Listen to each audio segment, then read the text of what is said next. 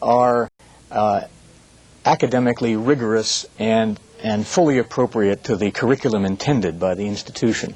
And that's something that needs to be done by good instructors and good teams of people developing the course. There's a few other issues here to, again, echo John.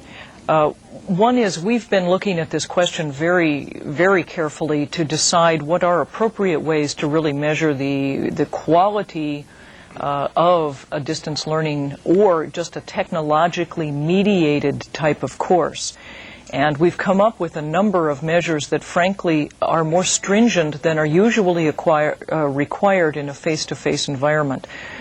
Things like looking at how that student does in later courses, finding out if a preliminary course, say, taught in a distance learning environment is adequate preparation for further courses in that particular discipline, or how that student's employer views his or her readiness to perform the kinds of tasks that the class or the training session were really designed to employ.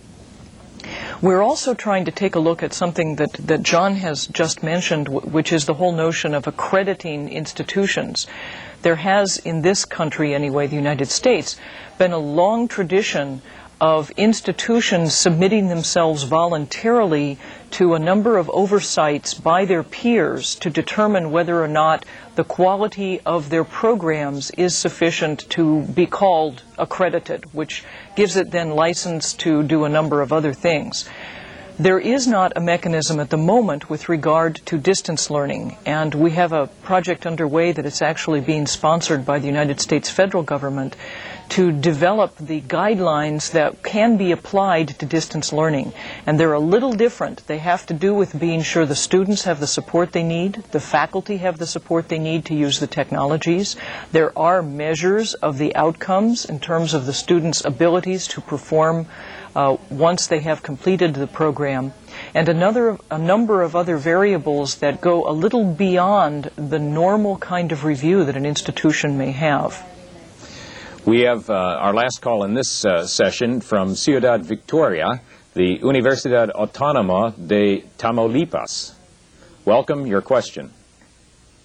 Licenciada Esperanza Sida, ¿dónde queda la parte de la formación y de valores en este tipo de educación? Well, what do we do with moral and values in this kind of education? The same thing we do in any kind of education, I think, would be the way I would respond to that. I think that's true. We build on that sense of community that we described. We have a strong, rigorous course, and we assure that people are judged appropriately in the grading process.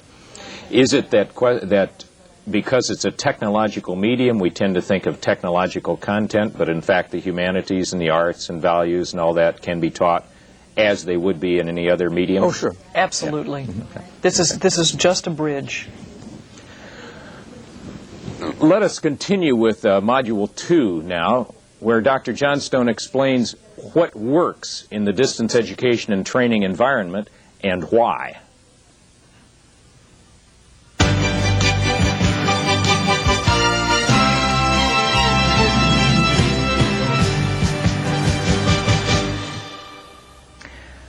Let me talk a little bit more about how these distance learning technologies are being used in corporations around the U.S. Several different types of corporations have impressive video training networks in place. For example, high-tech companies like Sun Microsystems, they develop workstations. Bay Networks that sells products for computer networks. Apple Computer with their Apple TV. And IBM with an advanced video-based training network out of White Plains, New York. There are also retailers like JCPenney's or Walmart, insurance companies like Aetna, and many others in a wide variety of industries. A lot of these companies use their video networks for what I would call soft training. That is, they use the networks for things like product briefings for their dispersed sales forces. It allows them to get technical information to the salespeople on the products being targeted for the coming quarter.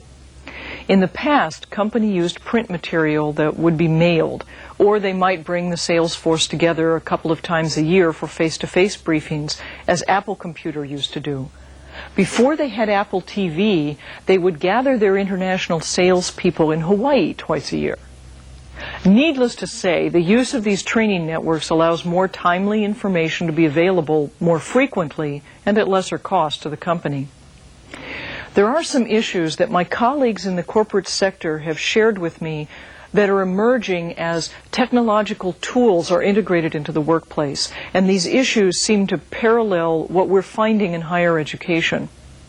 As employees become less interested in the old training model that's been adapted for use on these networks, that is a model that involves a trainer organizing a class, bringing people together either face-to-face or in an electronic environment at a specific time for the dissemination of information that may or may not be of value to that employee at that moment. Ann Derryberry of Infomania Incorporated in San Francisco calls this just-in-case training. As employees get desktop tools that allow them to have access to networks containing vast amounts of information, they are beginning to demand what Ms. Derryberry refers to as just-in-time training. They want more responsibility for what they learn when. This sounds a lot like what we're finding in our evaluations of the roles of students or for students in the electronic environment. Another critical issue that is emerging in both the corporate training and the higher education teaching situation is the need to have training and support for the people moving into these new ways of learning and teaching. If the employee is not ready to use the electronic learning environment, he or she will not, and the investment in technology is useless. Just as the students need some assistance, so do the employees. As I've already mentioned, the faculty member becomes more of a facilitator and less of the primary source of information. So too do we expect the effective corporate trainer to move from mimicking the usual faculty role of lecturer and become more of a facilitator or guide to network information for an employee. With this in mind, let me now move into some specific research that I hope will allow you to understand more fully the general issues I have just reviewed. I will focus on the New Pathways to a Degree project that I mentioned earlier that was conducted by my organization, the Western Cooperative for Educational Telecommunications.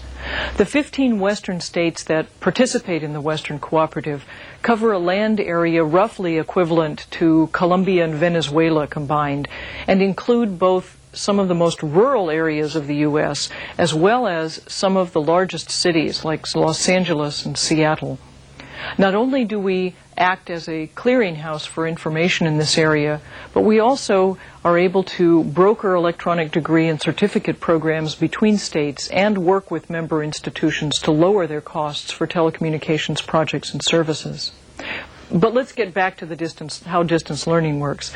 Before I get into the details of the evaluation project, let me refer you to the bibliography in your packet.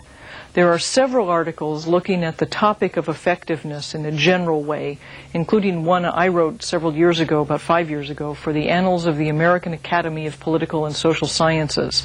You may find these interesting, but the general conclusion from them are that distance learning can be a very effective teaching learning environment if the classes are well designed, the faculty are well supported, and the students know clearly what is expected of them, and they have access to the tools and the assistance they may need. As we began the New Pathways evaluation that I mentioned at the beginning of the seminar, we wanted to answer some critical questions relating to the concepts I suggested to you earlier. These concern the changes in the nature of the relationships between the instructor and the student. The questions focused on the specific aspects of that change and how the traditional structure of a college or university teaching or training program had to adapt to support it. Let me show you the scope of the projects, then I will outline how we gathered information and what it told us. The New Pathways projects included 3 designed for statewide access to rural students, 2 targeted to reach students that would not ordinarily take college-level classes, and 2 from institutions that were already sophisticated in serving students that did not come to a campus. These projects used a wide variety of technologies in their attempt to reach their goals, and the technologies included videotapes, computer conferencing, computerized instruction, televised lectures, one-way video with audio talkback, which will be referred to as audio talkback in the charts I show you, voicemail, two-way video, audio conferencing, and audio tapes. Some of the students or learners had access to more than one technology, but this gives you a general sense of the scope of the technologies about which we were asking questions. From previous research, we know that when learners are not in the same room with their instructor, the students' attitudes toward the technological tools influence their likelihood for a successful learning experience. So we asked them to tell us how they felt about using each of these tools. This table indicates that some technologies are preferred more than others. For all but one technology, more than half of the distance learning students who were surveyed selected strongly positive responses about their use of the technology, and very few students selected a negative response for any technology. It is interesting to note also that non-real-time technological tools elicited the most favorable response. This seems to be a theme for students who take their classes away from a campus. Since the usual time and space constraints are removed, the students seem ready to have the instructor fully accommodate to their needs. One of the project evaluators who interviewed participants in the distance learning program noted that both faculty and students agree that computer conferencing allows more immediate responses to students on their questions and their coursework. The conferencing software frees the instructor from time constraints typical in an in-class question. Faculty feel they actually spend more time with students because of the intimate one-on-one quality which email creates. Students agree. The following, I think, illustrates this point. A writing instructor in the Northern Virginia Community College project noted that posting writing assignments to a bulletin board creates a complex of additional benefits. Students can see other students' work and take confidence that their own thinking is good or on target. There is a kind of safety in the facelessness of the computer conference that is absent in the classroom. This is especially valuable for shy students and for hearing or sight-impaired students. In addition, instructors may require students to critique other students' work, so the technology becomes a medium for formal dialogue comparable to classroom discussion, but superior because it can be more thoughtful. Everyone participates in these discussions. Faculty in several projects observed that computer conferencing and email enabled more interaction between faculty and individual students than is common in typical on-campus situations. This is true in part because of the 24-hour-day availability of the technologies. Voicemail enables a French instructor to give individualized pronunciation tutoring to each student. Students feel good about this kind of attention from instructors, and thus they feel good about the technology which enables it. When we move into a training environment, some of the most critical variables depend on interaction. Learners typically bring their on-the-job experiences into the training session, which can be of value to the class. It provides learners with some feedback and guidance on a situation that he or she is really facing, and it provides fellow students with more specific examples of the topic at hand. Plus, it provides the instructor with more case studies to use in future classes. It seems critical that the opportunity for learner-instructor and learner-learner interaction be a part of training in a distance learning mode. I would like to suggest, if you've not picked up on this theme already, that this interaction does not have to be accomplished in real time. And I'll show you some evidence that suggests it may even work better when it's not. We asked students in our evaluated projects to let us know about both the quality and the quantity of their interactions. We asked them to compare their experiences in the technologically mediated environment with those they typically had in traditional classrooms. This first figure summarizes the responses concerning the student-instructor interactions. As you can see, the majority of students thought the quality of this mediated interaction with their instructor was at least as good as, or even better than, the experience they had had in face-to-face classes. It is interesting to note that about half thought the frequency of their interactions were the same as or more than those in the face-to-face situation. While the percentage of learners rating audio conferencing, electronic mail, and voicemail as equal or superior to face-to-face classes was about the same, only 62% using the one-way video with the audio talkback rated the quality of the learner-instructor interaction in this highly positive way. If you recall, that's the technological tool you and I are using to work together during this seminar. If one considers the behaviors involved in using these different technologies that we assessed, it's not surprising that students consider the quality associated with the one-way video with the audio talkback different. In all but the real-time video technologies like this one, the instructor must plan activities aimed specifically at facilitating interaction with his or her students. The one-way video with audio talkback is typically used in conjunction with the televised lecture, and that means there may or may not be any rethinking of the way in which the interaction is accomplished between the instructor and the learners who are not physically present. This same argument holds true for two-way video classes. While the responses we have from students using two-way video are insufficient to really be discussed in any detail here, they do seem to be closer to the audio talkback responses than those relating to the other technologies. Electronic mail is the only technology for which more than half of its users rated the frequency of interaction equal to or superior to the face-to-face classes. This again may be a function of the behaviors associated with the use of the technology. In a face-to-face class, any one student is usually competing with many others for the chance to interact with the instructor during a limited amount of time. The same is usually true in an audio conferencing environment. Even though voicemail and electronic mail share one aspect of this freedom from time constraints regarding when the interaction takes place, only electronic mail offers the instructor and the student the release from the time constraint in generating the actual message. For users of electronic mail, this may encourage more frequent, higher quality exchanges, as our anecdotal evidence suggests. What about the learner-to-learner interaction?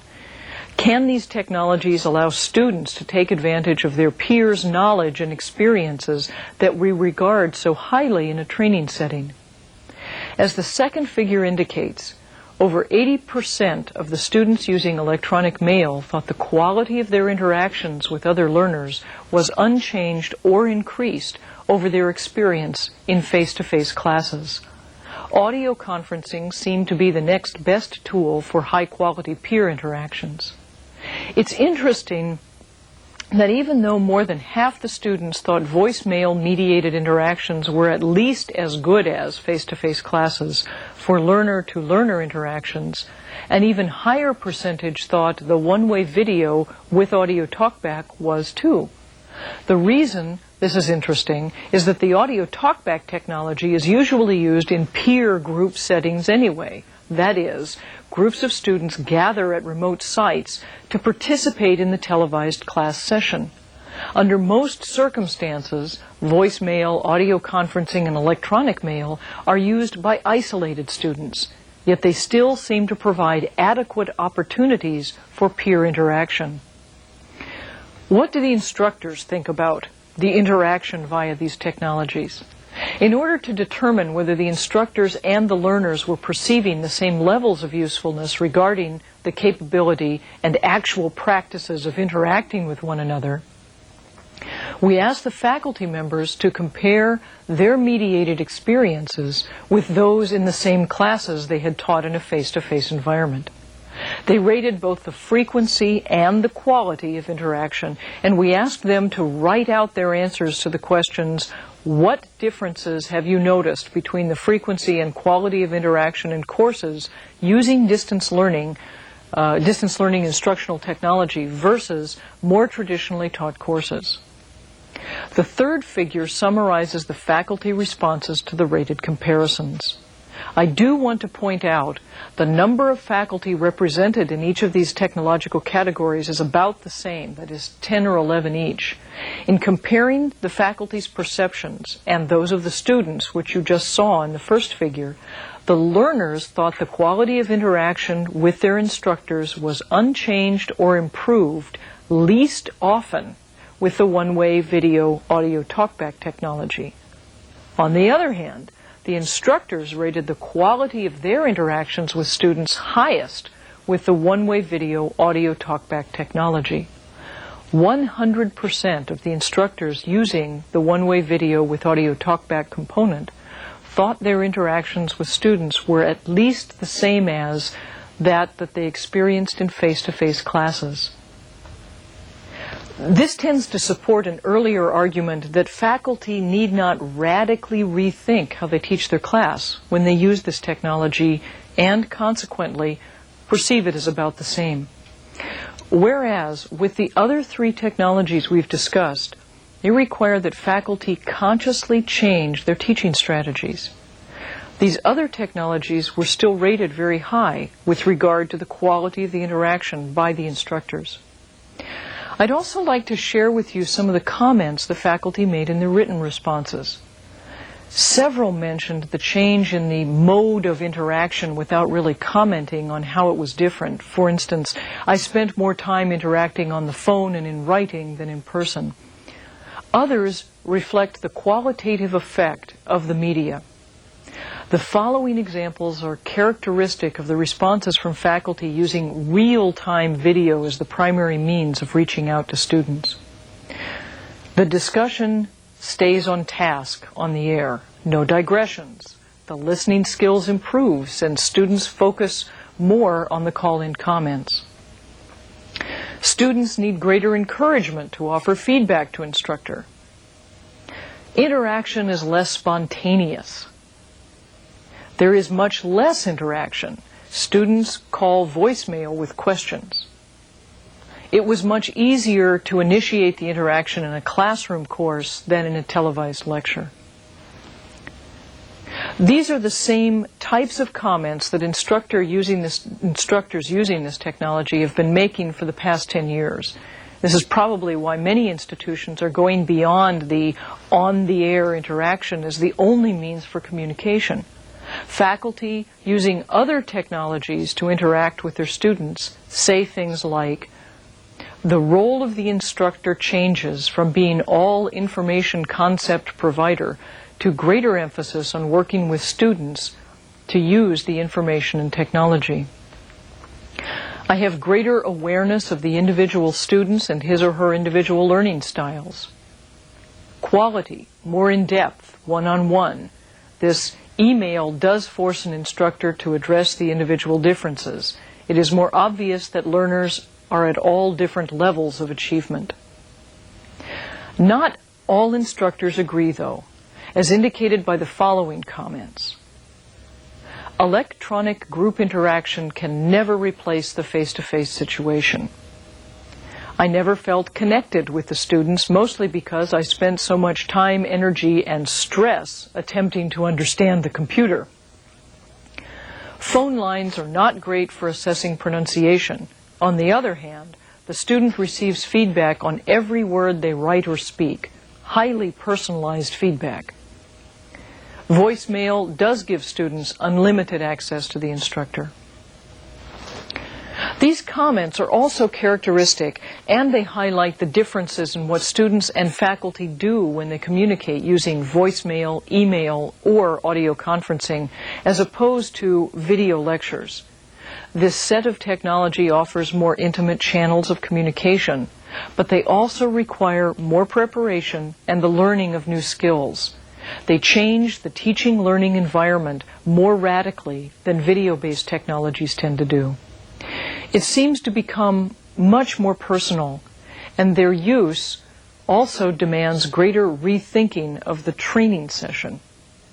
If the training topic suggests a great deal of student-instructor interaction is needed, then using these more personal technologies to supplement videotapes, standalone computer programs, or print-based training may be the best bet to increase the chances for a successful distance learning experience. Again, I look forward to hearing your comments. Thank you, Dr. Johnstone. Let us begin the second question and answer session now. We have first a fax from Brazil, our colleagues at SENAC in Sao Paulo. The question is, what can be done in order to overcome geographical separation? I don't think that technological progress alone is enough. Well, that's correct. Technological progress alone isn't enough. On the other hand, it's an essential part. As Sally was just pointing out at the end of that last module, one of the things that needs to be done is to take a look at how the presentation is made, how one organizes from a faculty point of view, and how one organizes for student support services. Those are largely not technological questions directly. On the other hand, the effective use of the technology is integral if one is going to overcome some of the problems of distance and separation that we're all facing. We have a fax from Mexicali, from the School of Engineering and Computing in Baja. The question is, how would the distant instructor be sure that the student taking a course on the internet is indeed that person and not someone using an alias to later sell the degree on the diploma? Ooh, a fraud question. Yes. An issue that has always been a problem whenever you don't have people in a face-to-face environment over a long period of time where you get to know someone. And even sometimes when you do. That's true. That's very true. I know there are campuses now that require a picture ID when you come to show up for a large testing session. There isn't a way for an instructor to really know. There have been techniques that have been tried, but if the course is to count toward some kind of credit, almost always there is the requirement of some sort of examination that must be administered, and usually the way in which that is done to at least diminish the chance for fraud, perhaps not to totally overcome it, is to require the student to sit for the examination in a proctored setting that is prearranged, and he or she must prove that they are the person who will receive the credit by showing an ID that has an identification, that has a picture of him or her, and in a respected setting. So that's about all I could offer. We have a call from the Universidad Tecnológica de Tula-Tepeji in the state of Hidalgo. Welcome, your question. Bueno, mire, nuestra pregunta es... Our question is, how important are the aids for students for instructors who are teaching on distance education programs? Could you explain what you mean by aids? ¿Podría explicar usted? Sí, las guías que se necesitan. The guides that you need. Oh, the guides, the teacher's guides. Are the teacher's guides important? The teachers and students' guides important? Not aids, but guides. Yes, Sí. Very much so. And in fact, regardless of the setting or how far a student is from campus, the notion of having a full and complete and well-developed syllabus or guide for the student, I think is absolutely critical. The student needs something that he or she can sort of hold on to and recognize that this is what they're supposed to do, this is how this fits into the course, this is how all of it begins to map together, because it is more difficult to get that information by turning to the person sitting next to you in a classroom, which you might do under other circumstances, and say, John, do you know what's going on? John, do you have any other comments? Only to second that, my observation is that as important as organization and a good solid syllabus is for any class, it's even more important for situations like this. And so I would certainly just concur. A call from Michoacán, the Instituto Tecnológico de Apatzingán, excuse me. Your question, please. Buenos días. Mire, good morning. Our question is, in what countries have you implemented these techniques, and what has been the efficiency in universities in this as regards teaching and learning? Could we get a clarification on efficiency?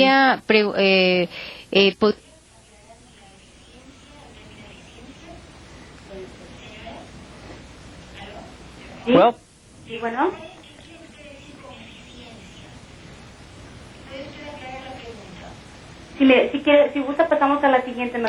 or perhaps may I ask the following question maybe? What is the technology and what is the cost that you think are more appropriate for teaching in universities and technological institutes here in Mexico? What suggestions do you have?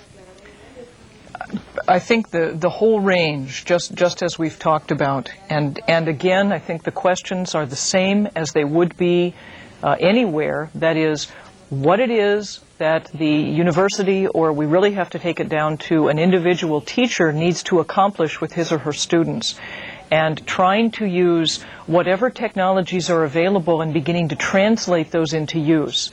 There has been a long range or a long time use of a variety of technologies for extremely rural areas in northern Canada that can be reached only by, in some cases, mail, and then sometimes TV signals reach them, and they use those in very ingenious ways and use the telephone lines wherever they're available to provide computer network contact. I think there is little doubt that if one is in a technological institute in Mexico, they don't have to invent what they want to do. They can look to see how others have used these in other settings, and how folks in Europe and in, to some extent, Africa, certainly Australia, throughout the United States, in Japan, China, Korea, and a number of other areas in the world, what they have done and how, and then adapt those. And it's worth pointing out that there's a solid base of research with regard to the use of each of these technologies, and as I mentioned during the earlier question and answer session, the key element is really how well the information is presented, how well the technology is used, and it's not so much a question of which technology, which is appropriate, which is available, which works, which is affordable in a given situation. And I think one would find that the relative efficiency level is really quite strong, depending on the performance of the people doing the teaching. We have a call from Monterrey, from the Comisión Federal de Electricidad and the División Golfo Norte. Your question, please.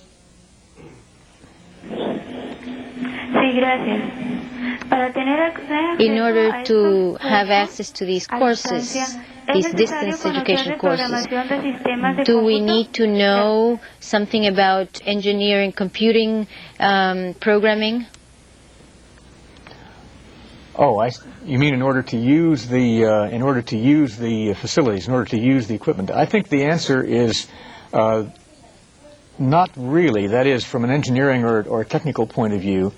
From the student's point of view, the training or the orientation to use the technology has really quite consistently been very easy. I've had experience working with students who have had no previous technical experience at all, and find that their learning curve with regard to the use of the technology is very straightforward and very, very fast.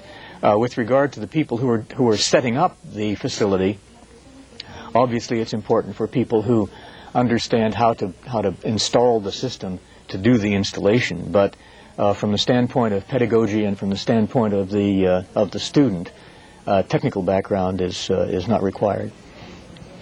We have a call from Jalisco, from the Universidad de Guadalajara. Your question, please.